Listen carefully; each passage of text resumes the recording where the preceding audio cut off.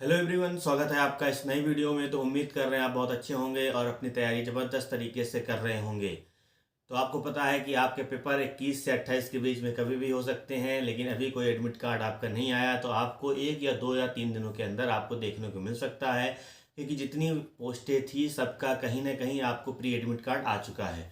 ठीक है, यानी कि फिर सिर्फ पीआरटी आपका जो बचा है, क्योंकि पीआरटी म्यूजिक की बात करें तो वो पेपर भी कहीं ना कहीं होने वाला है, उसका तो मामला सब कुछ आ चुका है। तो केवल पीआरटी जो आपका बचा हुआ है उसी का कुछ नहीं आया, वो 2-3 दिन के अंदर आपका आ जाएगा। तो आप अपनी तैयारी ज़बरदस्त तरीके से करिएगा। तो एक कमेंट जो है, मतलब इस तरह की चीज़ें बहुत सारी सामने आ रही हैं कि मॉक टेस्ट में नंबर नहीं बढ़ रहे हैं, तो सर क्या करें। तो मैंने आपको देखो, जो पर्टिकुलर कमेंट होता है जो जेन्युइन होता है मैं वहीं पे रिप्लाई कर देता हूँ कि आपको समझ आ जाए।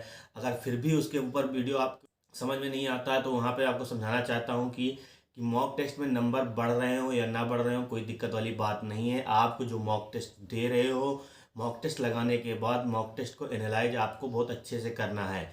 यानी कि जो क्वेश्चन आपका सही भी हुआ है, अगर आप उसके बारे में आपने तुक्के में सही किया है, उसको आप अच्छे से परखेंगे कि हाँ ये सही कैसे हुआ है। अगर आपने मतलब गलत हो गया तो उसको आपको देखना ही देखना है, क्योंकि आपको पता है सीडीपी में आपको चारों ऑप्शन को अच्छे से निचोड़ना पड़ेगा अगर कोई चीज़ आपको गलत हो रही है। ठीक है, यानी कि पॉइंट टू पॉइंट आप काम करेंगे। ऐसा नहीं कि आप पर डे एक मॉक टेस्ट देंगे तो आपके नंबर बढ़ने लगेंगे।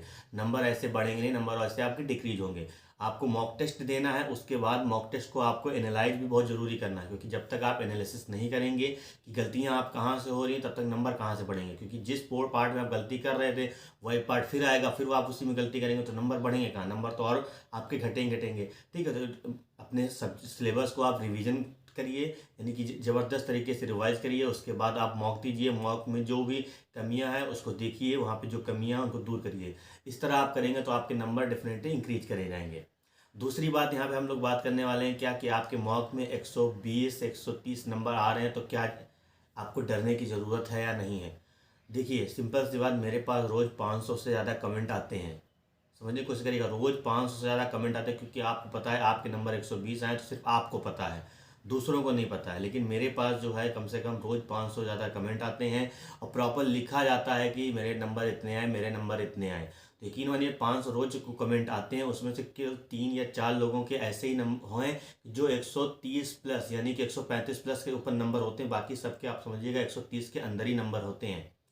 ठीक है, तो ज़रूरी नहीं कि आपके हर मॉक में 140 145 आए, लेकिन वही मैं कह रहा हूँ कि आप वो तो मॉक के तो पेपर के ऊपर पड़ता रहेगा। अगर पेपर बहुत आसान आ गया तब आपके नंबर बढ़ सकते हैं, अगर पेपर थोड़ा सा मॉडरेट हो तो नंबर आपके डाउन हो सकते हैं।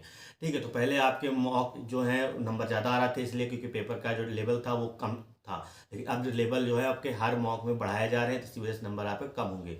तो मैं बार बार यही कह रहा हूँ कि आपको अपने मॉक को एनालाइज बहुत अच्छे से करना है। अगर आपने एनालिसिस बहुत अच्छे से कर लिया तो पेपर आपका बहुत ज़बरदस्त होगा, क्योंकि आपको पता है वहाँ पे जो चीज़ें बनने वाली हैं वहाँ एक जैसी चीज़ें नहीं होंगी। ठीक है, तो वहाँ पे आपका जो पेपर होगा वो मॉडरेट भी हो सकता है, वो आपका पेपर आसान भी हो सकता है। ठीक है, तो जब पेपर मिलेगा तभी आप आइडिया लगा सकते हैं। लेकिन आप यहाँ क्या करेंगे, अगर मॉक लगा रहे हैं तो इसको एनालिसिस बहुत अच्छे से करेंगे, तभी आपको कहानी मिलेगी। नंबर कितना भी आ रहा वो मैटर नहीं करता। मैं फिर से कहूँ, दूसरों के नंबर देख के मत अपने आप को आंकिए कि हमको 140 145 करना है। नहीं, आपको जो चीज़ें आप टेस्ट लगा रहे हैं उसमें उसमें देखिए आप, जो आपको नहीं आ रहा उसके ऊपर आप काम करिए। फिर दूसरे दिन फिर जब सारा काम कंप्लीट हो जाए फिर आप मॉक लगाइए। ठीक है, तो कम से कम 2 दिन की या 1 दिन की गैपिंग जरूर दीजिए। पर डे लगाने की जरूरत नहीं होती है। अगर आप सोचेंगे कि हमको 20 मॉक मिले हैं तो हम 20 लगा के जाएंगे, वो तो रही बात की बात है। लेकिन पहले आप अपने समझना है, यानी कि आपने जो सिलेबस किया अगर उसको मल्टीपल टाइम रिवीजन कर चुके हैं तब आप जितने मॉक लगाना हो लगाइए। लेकिन जब आपको पता है कि नंबर नहीं बढ़ रहे हैं, इसका मतलब कहीं ना कहीं आप एनालिसिस अच्छे से नहीं कर रहे हैं, तो उस चीज़ को ये इस तरह आपके नंबर बढ़ेंगे। तो उम्मीद करें आपको थोड़ी बहुत जानकारी मिली होगी, क्योंकि हमने आपको हर सब्जेक्ट को बताया कैसे कैसे आपको पढ़ना है। अगर आप उस तरह उसको पढ़े हैं चीज़ें आसानी से आपकी बन रही होंगी। कि हमने भी एक बिना मतलब रिवीजन किए ही मॉक दिया था, आपको मैंने बताया था कि 110 नंबर आए थे। तो मैं वहाँ कोई टेंशन नहीं ले रहा हूँ, क्योंकि मुझे पता है जो मैंने 110 नंबर किए वो मेरे पढ़े हुए क्वेश्चन थे और 150 क्वेश्चन मेरे पढ़े हुए थे। यानी कि मैं जब अच्छे से रिवीजन किसी चीज़ का कर लूँगा तो 150 क्वेश्चन मैं आसानी से उस पेपर में अटेम्प्ट कर लेता। ठीक है, यानी पेपर जो आपका था मॉडरेट लेवल का, जब मैं मॉडरेट लेवल के जो 150 क्वेश्चन के बारे में जब जानता हूँ तो थोड़ा बहुत जल्दबाजी में चीज़ें गलती होंगी तो टेंशन लेने की जरूरत क्या है, क्योंकि हमको पता चल गया कि रिवीजन बहुत जरूरी है। तो बस अब रिवीजन करते रहिए, उसमें क्या दिक्कत है। जब हमको लगेगा कि एक मॉक टेस्ट और देना तो हम और देंगे। तो ज़्यादा मॉक देने से ऐसा नहीं कि आप रोज मॉक देंगे तो आपके नंबर बढ़ते बढ़ते चले जाएंगे, ऐसा नहीं है। नंबर आपके तब भी नहीं बढ़ेंगे जब तक आप अच्छे से उसको एनालाइज नहीं करेंगे तभी आपके नंबर बढ़ेंगे, अदरवाइज नंबर नहीं बढ़ेंगे।